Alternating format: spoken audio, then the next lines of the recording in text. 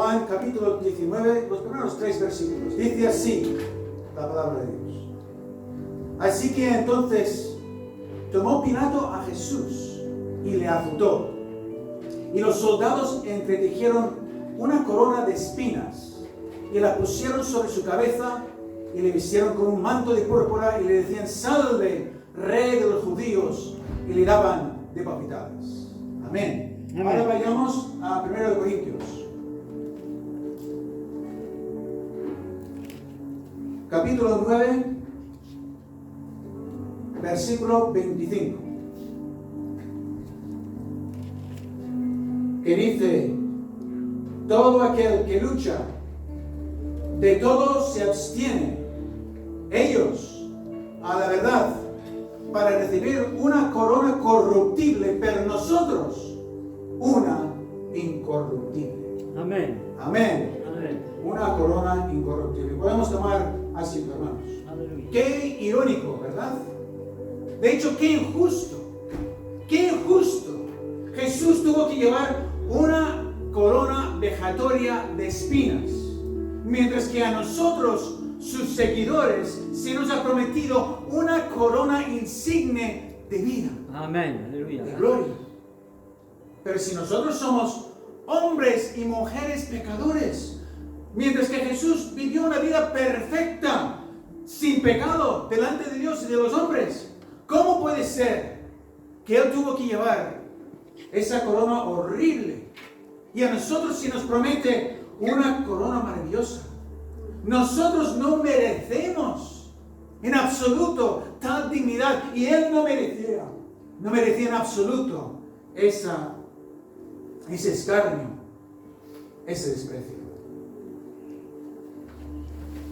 Pero aquí está el secreto de la sublime verdad que Dios nos ha revelado en su palabra. Dios decidió tener misericordia del hombre caído y mostró su amor hacia cada uno de nosotros mediante aquel Jesús que sufrió tal contradicción de pecadores contra sí mismo, a fin de que todo hombre y toda mujer que creyera en Él pudiéramos tener vida eterna, es decir, comunión con Él para siempre. Como reza Juan 3:16, porque de tal manera amó Dios al mundo que ha dado a su Hijo unigénito, para que todo aquel que le cree no se pierda, mas tenga vida eterna. Aleluya. Qué sublime es la verdad de Dios. Qué maravillosa. Nos puede parecer contradictoria, nos puede parecer injusta, pero es así.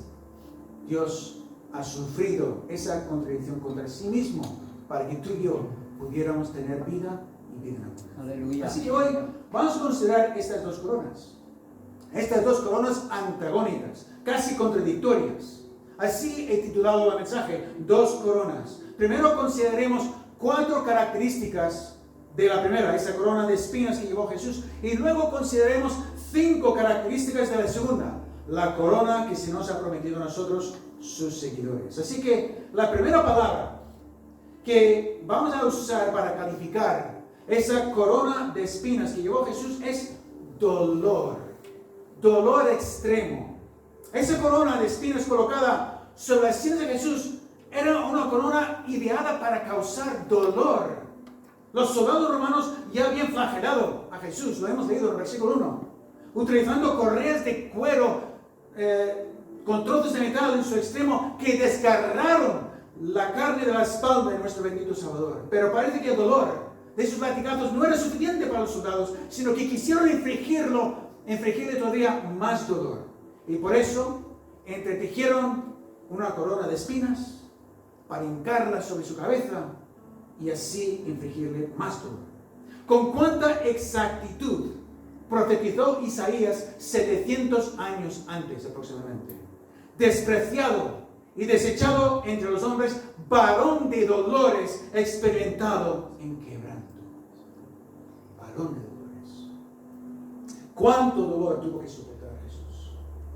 Primero fueron las flagelaciones, luego esta corona espinosa sobre sus sienes, luego los clavos que atravesaron sus manos y pies sobre aquel madero, y finalmente el suplicio de la crucifixión, una muerte lenta por asfixia, porque el reo solo puede respirar haciendo esfuerzo con sus brazos y piernas, levantándose sobre el madero para intentar respirar, para volverse a caer, hasta que finalmente el cansancio y el dolor le llevan a dejar de respirar.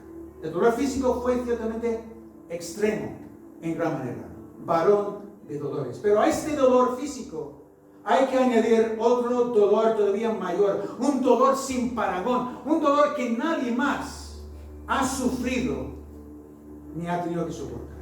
Desde la cruz Jesús clamó, Eloi, Eloi, lama sabactani.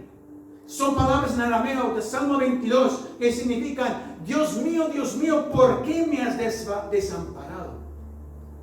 Ese fue el mayor dolor que Jesús sufrió en la cruz. El dolor de cargar con todo el pecado de la humanidad y en consecuencia ser totalmente repudiado por parte de su Padre Celestial. Y así también lo profetizó Isaías. Todos nosotros nos descargamos como ovejas, cada cual se apartó por su camino, mas el Señor cargó en él el pecado de todos nosotros. Cargó en él todos los pecados. Sobre esa cruz, Dios cargó en Jesús el pecado de toda la humanidad, y al hacerlo tuvo que apartar la vista, porque Dios es santo y el pecado es abominable a sus ojos. Así que Jesús soportó él solo, aislado de aquel que siempre lo había acompañado a lo largo de toda su vida. Él solo cargó con el peso del pecado de todos nosotros, el dolor de nuestra condenación, sufrió él allí en el Gólgota.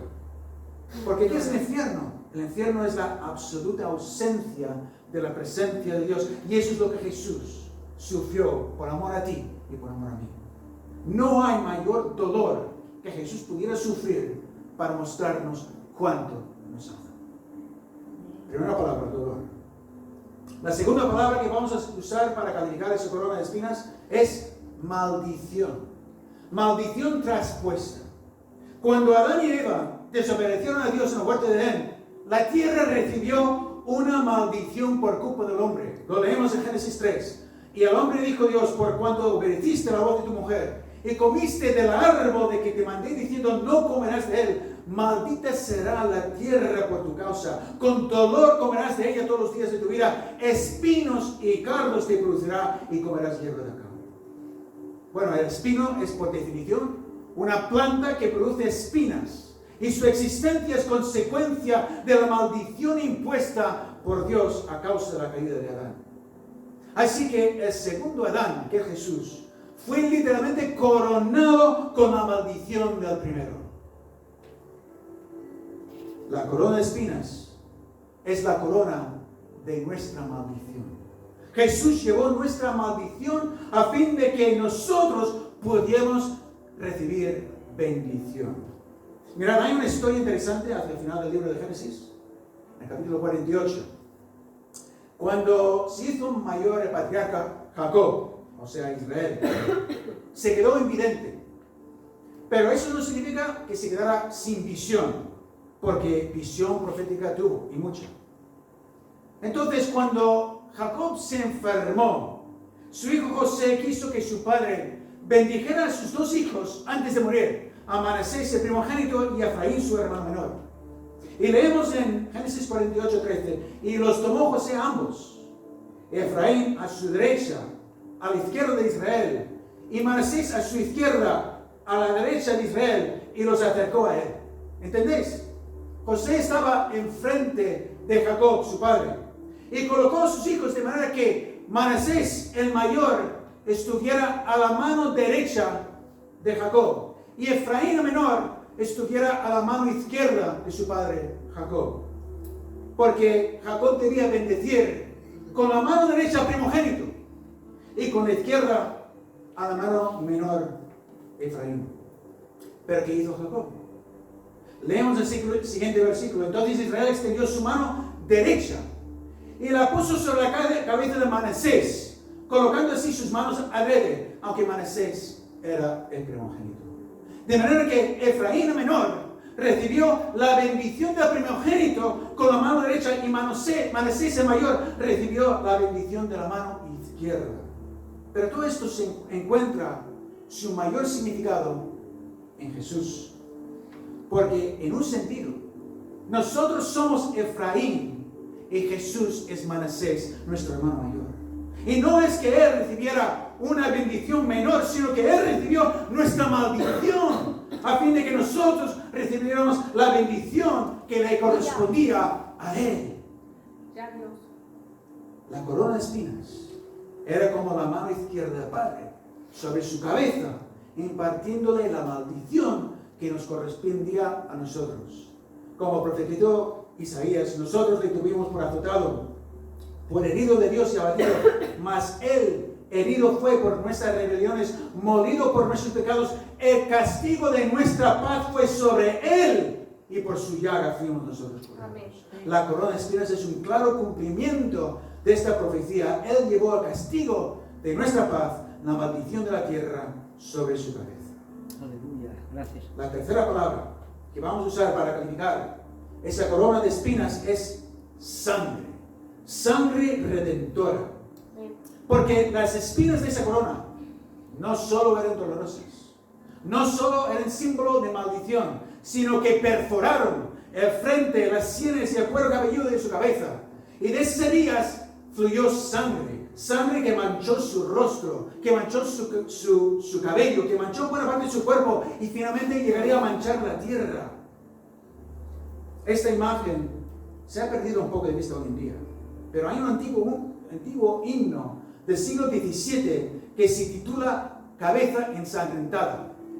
Y la verdad es que la letra es muy acertada. Dice: cabeza ensangrentada cubierta de sudor, de espinas coronada y llena de dolor. Oh celestial cabeza tan maltratada aquí, de sin igual belleza yo te saludo a ti. Te admiro, rostro herido, espejo de bondad, aunque en ti han esculpido con infernal maldad. ¿Quién se atrevió mi vida con loco frenesí y sangre fratricida a escarnecerte así? Señor, lo que tú has llevado, yo solo merecí. La culpa que has pagado al juez, yo la debí. Mas mírame, confío en tu cruz y pasión. Otórgame, bien mío, la gracia del perdón. Aleluya. La última estrofa describe el resultado de esa cabeza ensangrentada. Nuestra redención y el perdón de nuestros pecados. Amén. Como bien dice el autor de la epístola a los Hebreos, sin derramamiento de sangre no se hace remisión.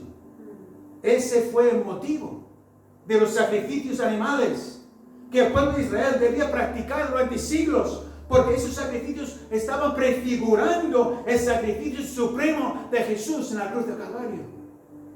Como diría Samuel Vila, el sacerdote venía a decir al Señor: el hombre o pueblo que yo represento hubiera debido morir a causa de su pecado, pero la sangre aquí presentada demuestra que una víctima ha sido ofrecida en su lugar. Tu ley queda pues satisfecha, otorga tu perdón según tu promesa.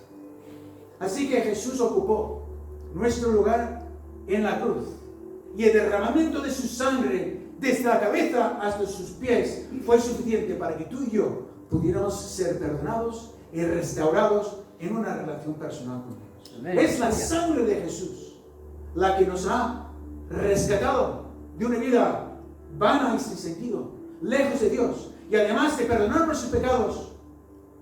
Quiero decir más: esa sangre nos ha dado una nueva identidad. Amén. Una identidad gloriosa en Cristo.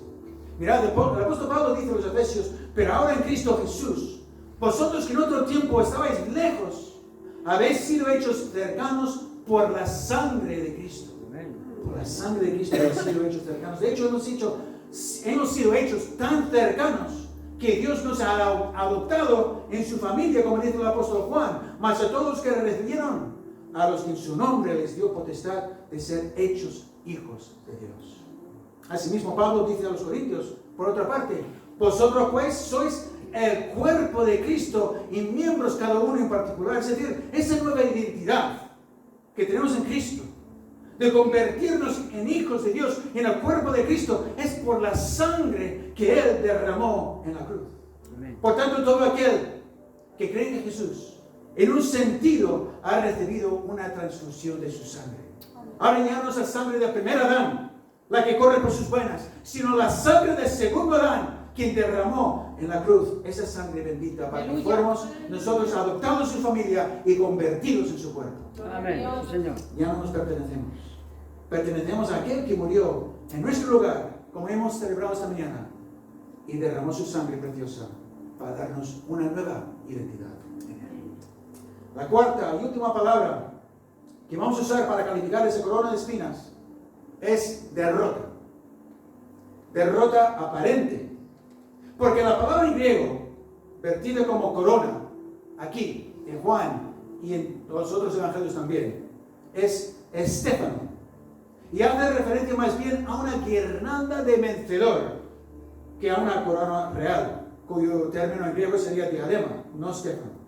Por tanto, los soldados romanos pretendían burlarse de Jesús con esta corona de no vencedor. Porque los ganadores de ciertas competiciones, como los Juegos Olímpicos, solían ser premiados con una corona de laurel o de olivo. Así que al usar ramas de espinas para coronar a Jesús, estaban burlándose de él como para decir que era un perdedor en vez de ser un vencedor. Y ciertamente pudo parecer que Jesús había sido derrotado en ese lugar llamado Gólgota, que significa el lugar de la calavera.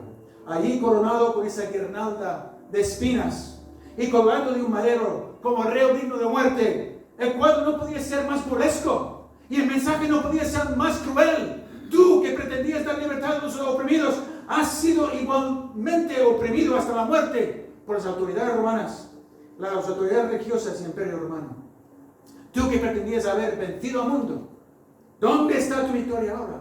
¿Por qué no te bajas de la cruz para que creamos en ti? Porque Jesús había dicho a sus discípulos: en el mundo tendréis aflicción, pero confiad, yo he vencido al mundo. Y ahora hasta sus propios discípulos dudaron de él. Pedro mismo negó conocerlo 3 veces esa misma noche. Pareciera que todo estaba perdido, que lo que había comenzado con sanidades, con milagros portentosos, enseñanzas tan veraces y esperanzadoras, ahora había terminado en humillación, en dolor, muerte y derrota absoluta. Pero lo que había parecido una derrota, en realidad había sido una victoria gloriosa, maravillosa. El autor de la Epístola a los Hebreos lo clarifica con suma elocuencia. Dice: así que por cuanto los hijos participaron de carne y sangre, él, Jesús, también participó de lo mismo para destruir por medio de la muerte al que tenía el imperio de la muerte, esto es, al diablo. Amén. Sí, ahí está. Él venció al diablo en la cruz. Fue por medio de su muerte que Jesús consiguió destruir a Satanás, el amo del imperio de la muerte. Mirad, Satanás no pudo vencer a Jesús en el desierto cuando le tentó 3 veces. Satanás no pudo vencer a Jesús cada vez que él liberaba a los endemoniados. Satanás no pudo vencer a Jesús con ninguna enfermedad que le infligía, porque Jesús sanaba a todos.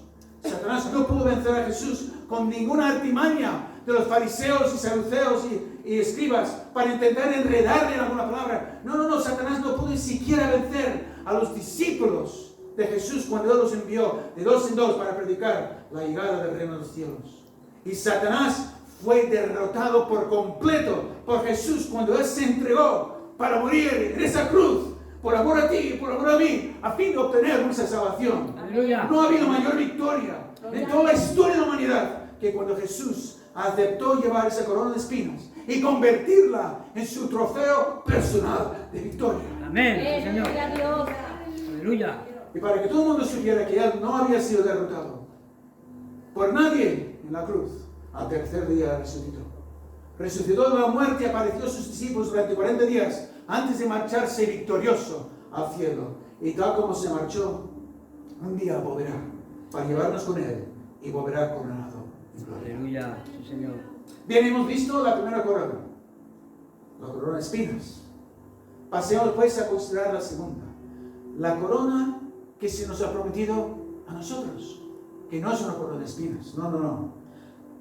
Es una corona maravillosa, una corona de victoria. Amén. Todo aquel que lucha y todo se abstiene, ellos la verdad para recibir una corona corruptible, pero nosotros una incorruptible. El término griego empleado aquí también es Stéphanon, o sea, guirnalda de ganador. Y me llama la atención que Pablo hable de una corona, no de 5. Porque yo siempre he escuchado hablar de 5 coronas del cristiano. Y vamos a ver las referencias, pero ¿no te parece que sería un poco ridículo llevar 5 coronas? Un poco raro, ¿no? Habría que tener 5 cabezas. O amontonar las coronas una encima de la otra. Lo cierto es que, como bien dice Pablo aquí, es una sola, pero vista desde 5 ángulos diferentes. Igual que hemos visto 4 características de la corona de espinas, ahora veremos estas 5 características de la corona de victoria que se nos ha prometido a ti y a mí. Y la primera característica es que sea incorruptible. Porque claro, la corona por la que luchaban los atletas, como hemos dicho, era una guirnalda de laurel o de olivo, algo que se marchitaba con rapidez.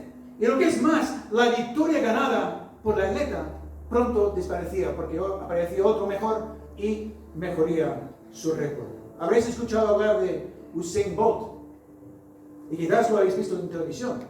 Él ganó 11 títulos mundiales como velocista y 8 títulos olímpicos entre 2009 y 2015. Sin embargo, Noah Lyles, por ejemplo, ya superó su récord mundial de los 200 metros lisos, es decir, esa corona de vencedor ya se le ha desvanecido, ya no le queda, porque todas las coronas de este mundo son temporales, se desvanecen. ¿Habéis escuchado hablar de Ozymandias? ¿Alguien ha escuchado hablar de Ozymandias? Pues deberías. El poema de Percy Shelley, publicado en 1818, describe con toda claridad lo efímero que es una corona real. Reza así: conocí a un viajero de una tierra antigua, que dijo: 2 enormes piernas pétreas, sin su tronco, se yerguen en el desierto. A su lado en la arena, sin hundido, y hace un rostro hecho pedazos, cuyo ceño y mueca la boca, y desdén de frío dominio, cuentan que su escultor comprendió bien esas pasiones, las cuales aún sobreviven grabadas en estos inertes objetos. A las manos que las tallaron y al corazón que las alimentó. Y en el pedestal se leen estas palabras: mi nombre es Ozymandias, rey de reyes, contemplad mi obras, poderosos desesperad. Nada queda a su lado. Alrededor de la decadencia de estas colosas ruinas, infinitas y desnudas, se extienden a lo lejos las solitarias y llanas arenas. El poema está inspirado en una estatua real que se encontró poco antes. Y la inscripción era similar: rey de reyes soy yo, Ozymandias. Si alguien quiere saber cuán grande soy y dónde yazo, que supere alguna de mis obras. Pero de ese gran rey, obviamente no queda nada. No queda nada, ni siquiera la memoria de su nombre. Y de sus grandes obras solo queda polvo. Porque las coronas de este mundo son efímeras, pasajeras, corruptibles. Pero la corona que se nos ha prometido a ti y a mí, en la carrera de la vida del cristiano, es incorruptible. No se marchita nunca, no le queda nunca superada por otro, no queda olvidada en la memoria de aquel que nos la otorga, porque es una corona que hay que ganar. Es una corona que hay que ganar, pero corriendo contra nosotros mismos. Fíjate que la salvación es por fe, que nadie se confunda, sin mérito alguno por nuestra parte.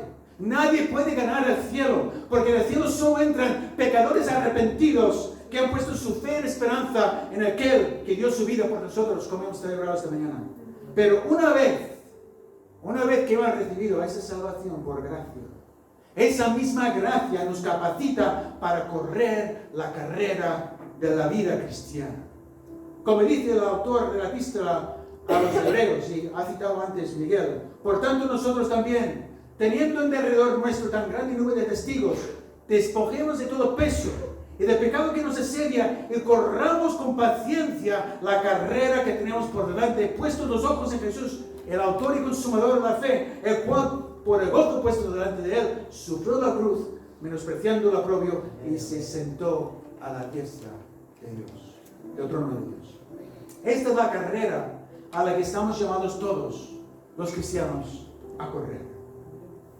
Estamos todos, no hay excepción. Todos estamos llamados a correr esta carrera. Y fíjate que no estás corriendo para ganar contra otro corredor. Estás corriendo para ganar contra el diablo, el mundo y la carne. Estás corriendo para ganar tu propia corona, sin importar las coronas de los demás. Y tenlo claro, esa corona incorruptible requiere sacrificio. Requiere sacrificio. Todo aquel que lucha, de todos se abstiene, dice Pablo. Ellos, la verdad, para recibir una corona corruptible, pero nosotros una incorruptible. Así es que yo pregunto, ¿de qué te tienes que abstener tú? ¿Qué sacrificio hace falta en tu vida?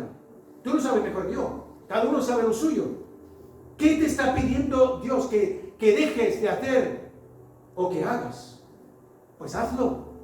Hazlo y gana tu corona. Porque esa recompensa es mucho mayor que cualquier coste que tengas que pagar.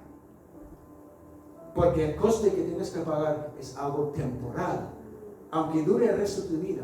Pero la recompensa, esa corona, es eterna. Una corona incorruptible. Veamos rápidamente la segunda característica de esta corona. El apóstol Pablo escribe a su discípulo Timoteo: por lo demás, me está guardada la corona de justicia, la cual me dará el Señor juez justo en aquel día, y no solo a mí, sino también a todos los que aman su venida.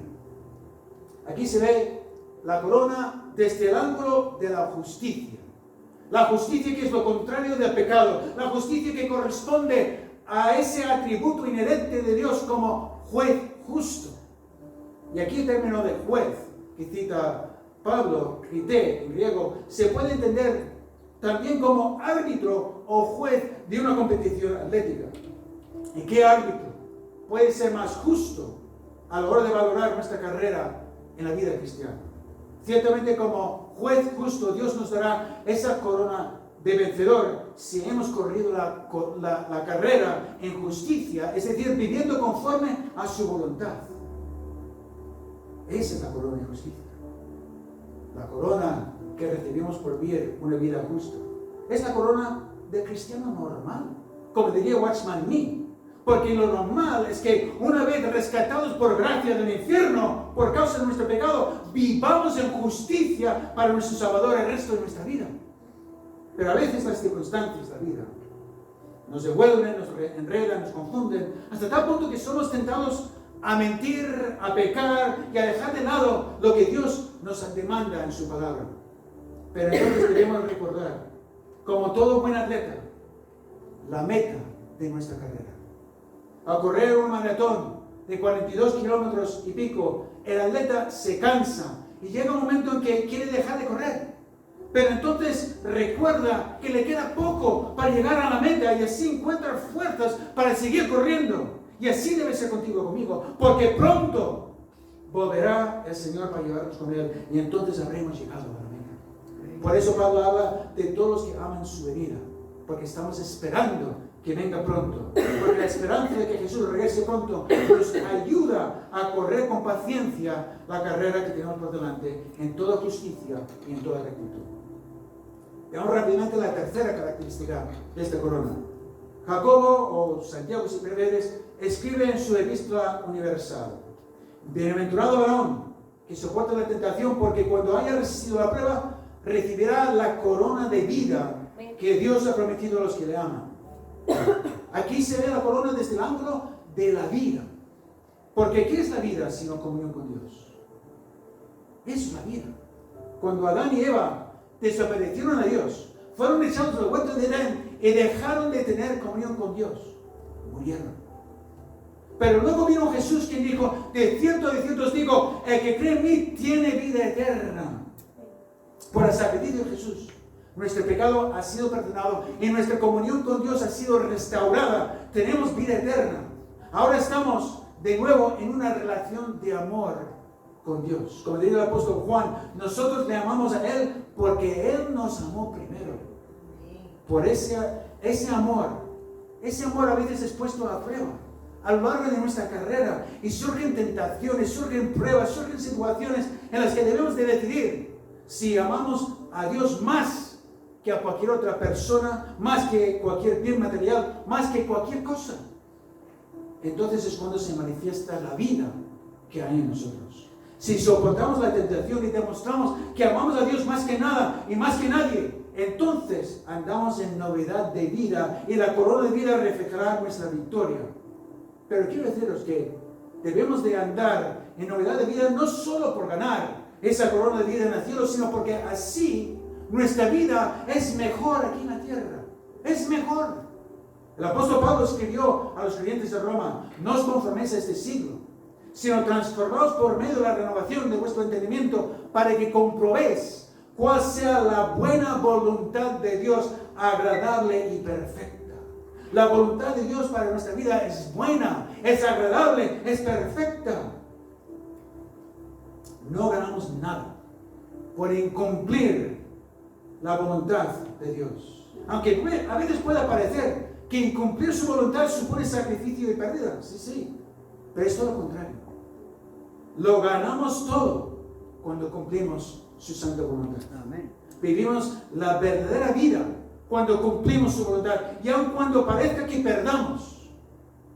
Como en el caso de los mártires, por poner un ejemplo extremo, nos espera la corona de vida en el cielo. Lo tenemos todo para ganar si cumplimos su voluntad.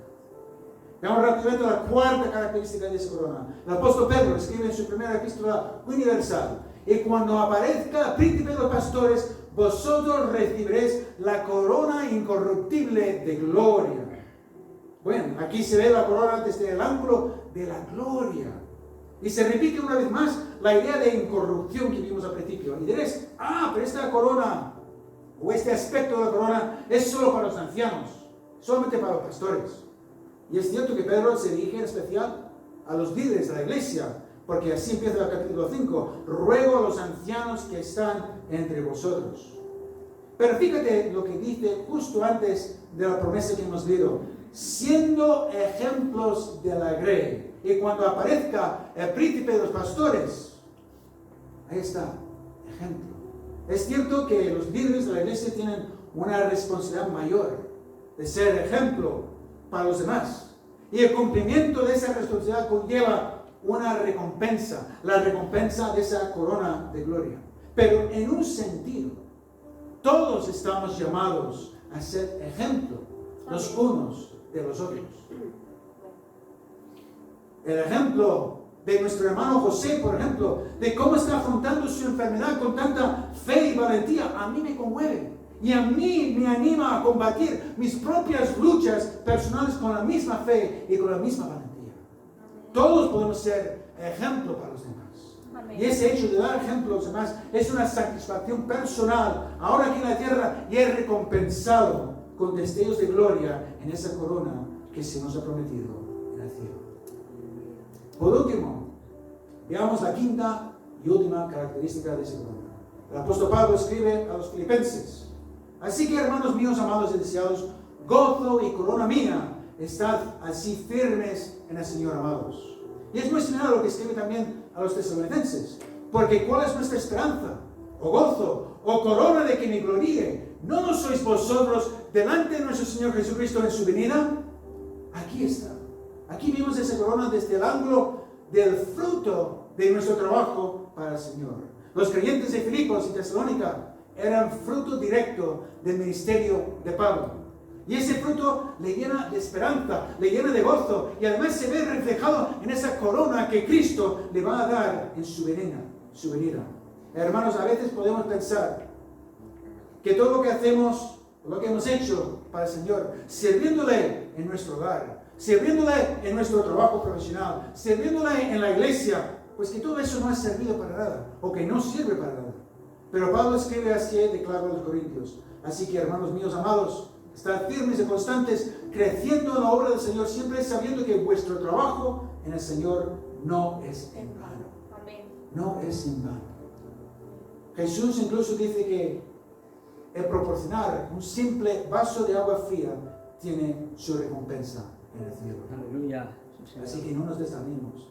No nos desanimemos porque veamos o no el fruto de nuestro trabajo, nuestro servicio al Señor no es en vano, y esa corona reflejará todo lo que hemos hecho por amor a Él y a su obra.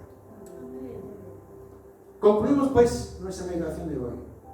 Esa meditación sobre estas dos coronas. En cuanto a la primera, la corona de espinas, hemos considerado 4 aspectos: dolor extremo, maldición traspuesta, sangre redentora y derrota aparente. ¿Y sabes lo que el número 4 significa en la Biblia?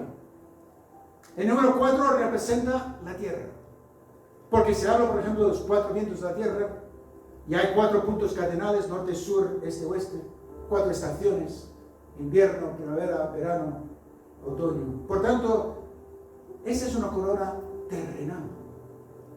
La corona que los hombres le otorgaron a Jesús en ese momento sublime de su sacrificio vicario en la cruz. Una corona terrenal. Pero Dios cambió esa corona vejatoria por una corona gloriosa. Una corona gloriosa, como leemos en Apocalipsis, que Juan escribe: miré, y aquí una nube blanca, y sobre la nube unos sentados semejante al Hijo del Hombre, que tenía en la cabeza una corona de oro y en la mano una hoz aguda. Lo importante no es ninguna corona terrenal, sino la corona celestial que solo Dios nos puede otorgar. Jesús sabía que su corona de escarnio sería reemplazada por una corona de oro, una corona gloriosa, cuando saliera victorioso de ese momento crucial, de esa prueba durísima. Por otra parte, hemos considerado 5 aspectos de esa corona de victoria que se nos ha prometido a nosotros, sus seguidores: incorrupción, justicia, vida, gloria, fruto. Fijaros qué diferentes esos aspectos que de la corona de espinas. Y el número 5 nos habla de la gracia de Dios. Es el número de la gracia, porque es por su gracia que se nos ha concedido esa corona tan gloriosa.